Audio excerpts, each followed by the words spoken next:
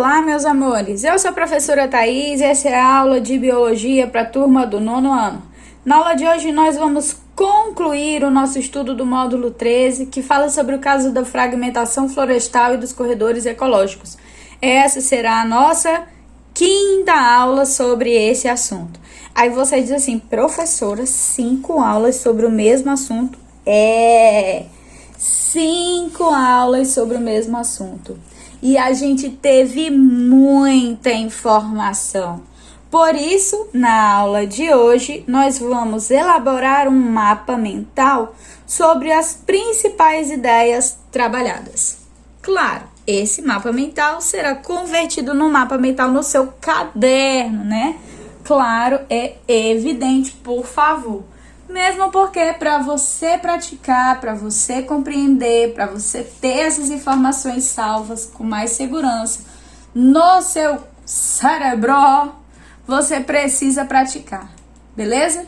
Então, nesse nosso mapa aqui, ó, lindo, maravilhoso, em branco que se encontra, já que a gente vai começar a construção dele, a gente vai colocar como informação principal que nesse módulo 13 a gente está falando sobre os ecossistemas,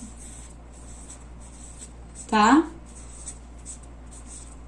E quando a gente fala de ecossistemas, eu preciso ressaltar sempre que ele apresenta fatores bióticos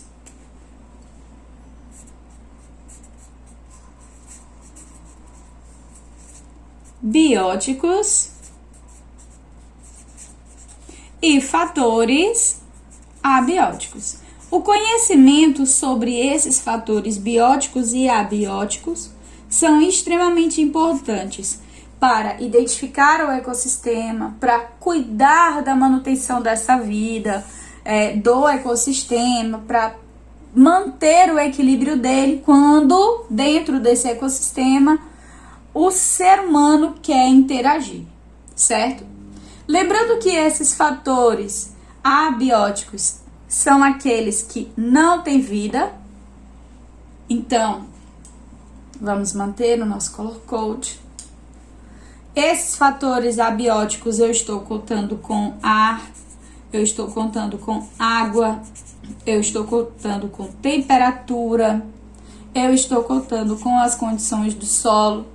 E quando eu falo de água, eu falo da umidade do ar, eu falo da presença de água na forma de rios, riachos, córregos, eu falo da água como um todo. Quando eu falo do ar, eu tô falando da quantidade de gás oxigênio, dos tipos de gases que eu encontro nessa atmosfera.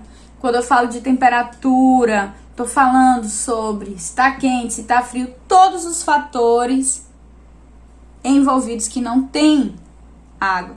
Vento, que está relacionado ao ar, chuva, que está relacionada à água, temperatura, que influencia no regime de chuvas, solo, que influencia na absorção dessa água para os lençóis freáticos, que vai disponibilizar essa água de outra forma, e assim vai.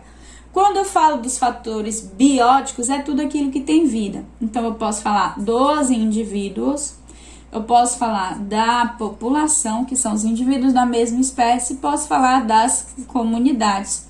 Porque são indivíduos de espécies diferentes.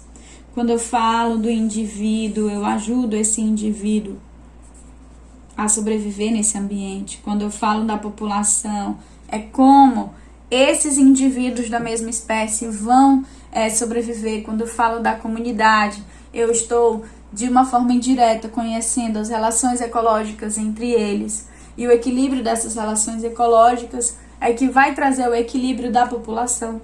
E assim vai. Ok? Bem, eu preciso deixar claro que nós precisamos explorar os nossos espaços físicos. Então, a gente explora esse ecossistema.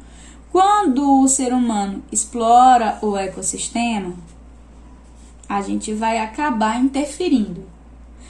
Eu vou identificar nesse ecossistema, nesse pedacinho do ecossistema onde o ser humano interagiu, a necessidade de manter as florestas, ou um pedaço delas, e de estudar a minha matriz, que é onde nós, seres humanos, vamos interferir. Então, tudo que a gente corta, que desmata, que influencia no meio ambiente, onde tem o dedo do ser humano é a matriz. E onde eu mantive a natureza como é a floresta.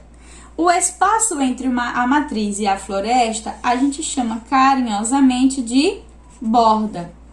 É o nosso limite.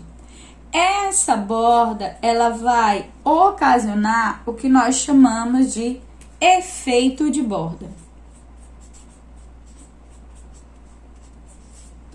Esse efeito de borda pode favorecer ou não, na verdade, normalmente não favorece, o que resta das florestas na unidade do homem, certo? Na fazenda, na chácara, ok? Eu posso amenizar esse efeito de borda, que é a interferência dessa parte que o homem está atuando nas florestas que ainda ficaram. Para diminuir o efeito de borda, eu preciso criar uma zona chamada zona de amortecimento. Essa zona de amortecimento é a região que eu vou proteger próxima à floresta, mas não na floresta, num espaço que seja meu, para que a borda seja protegida, tá bom? Por quê?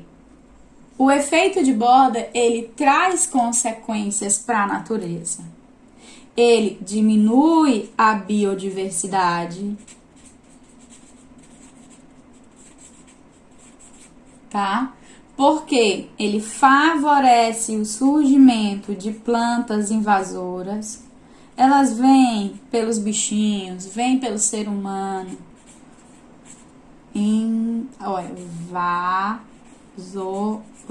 Desculpa. Então, essas plantas invasoras vão atrapalhar essa borda, essa floresta. Ela prejudica os grandes predadores.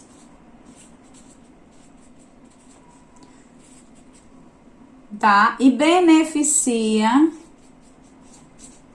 os pequenos. Porque os grandes precisam de mais espaço, os pequenos precisam de menos espaço. Como eles vão ter menos espaço, os pequenos predadores é que vão se beneficiar dos efeitos de borda.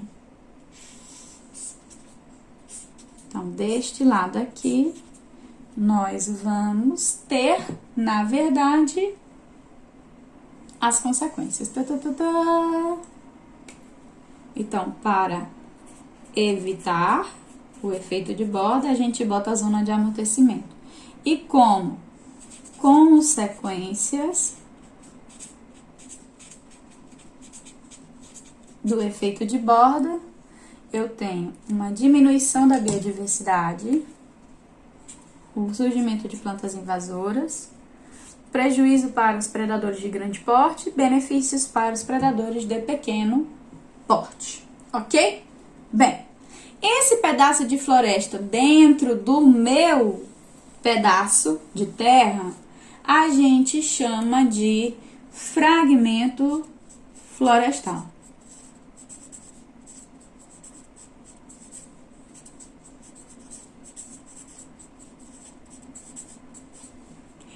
Este fragmento florestal, que é só um pedacinho do ecossistema que foi mantido intacto, ele pode ter sido produzido, ocasionado, gerado por fatores antrópicos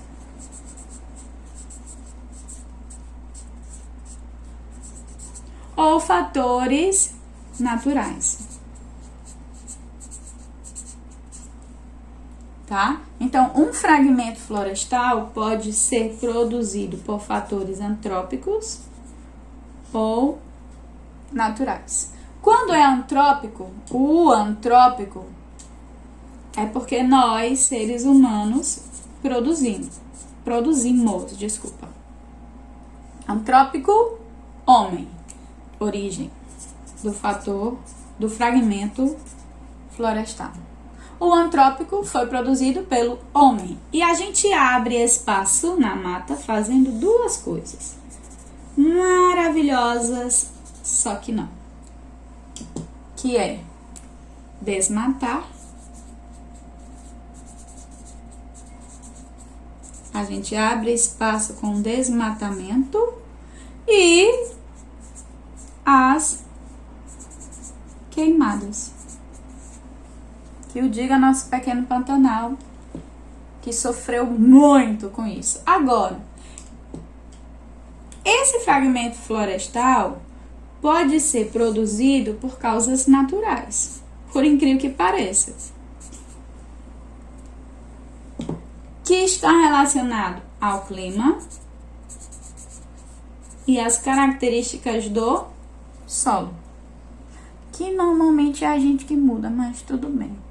E para que eu não perca esses ecossistemas que são responsáveis pela minha biodiversidade, e essa biodiversidade é responsável muitas vezes pelos nossos medicamentos, mas para que eu possa explorar o solo de modo a possibilitar a sobrevivência da espécie humana, vamos dizer assim, é que nós produzimos as unidades, ou mantemos as unidades de conservação, chamada carinhosamente de UCs. As unidades de conservação podem ser de vários tipos, mas o mais importante é ressaltar que todas elas são regulamentadas.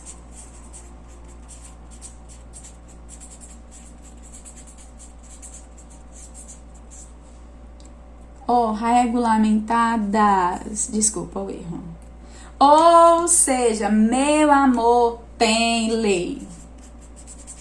A gente precisa que se cumpra.